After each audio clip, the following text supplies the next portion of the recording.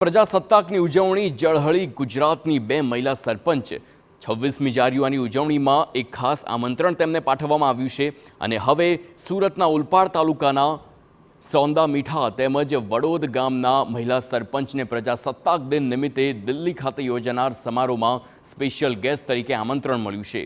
તો સોંદા મીઠા ગ્રામ પંચાયતમાં દીક્ષા ઠાકોર અને વડોદ ગ્રામ પંચાયતમાં શીતલ દેસાઈ બંને મહિલા સરપંચો સમરસ ગ્રામ પંચાયતનો વહીવટ કરે છે। આ બંને ગામોમાં વર્ષોથી પીવાના પાણીની વિકટ સમસ્યા હતી।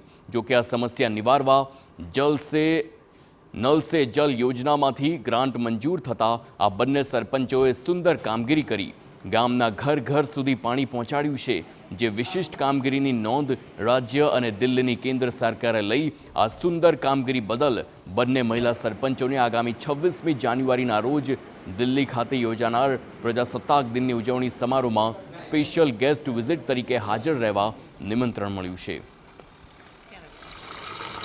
પહેલા વાવ અને કૂવાનો ઉપયોગ કરીને પાણીની સપ્લાય પાણી ઉપયોગમાં લેવામાં આવતું હતું। ત્યારબાદ 2020માં નલ સે જલ યોજના થકી અમને મુકેશભાઈ મંત્રી દ્વારા 16 લાખ જેવી ગ્રાન્ટ ફાળવવામાં આવી અમારા ગામને।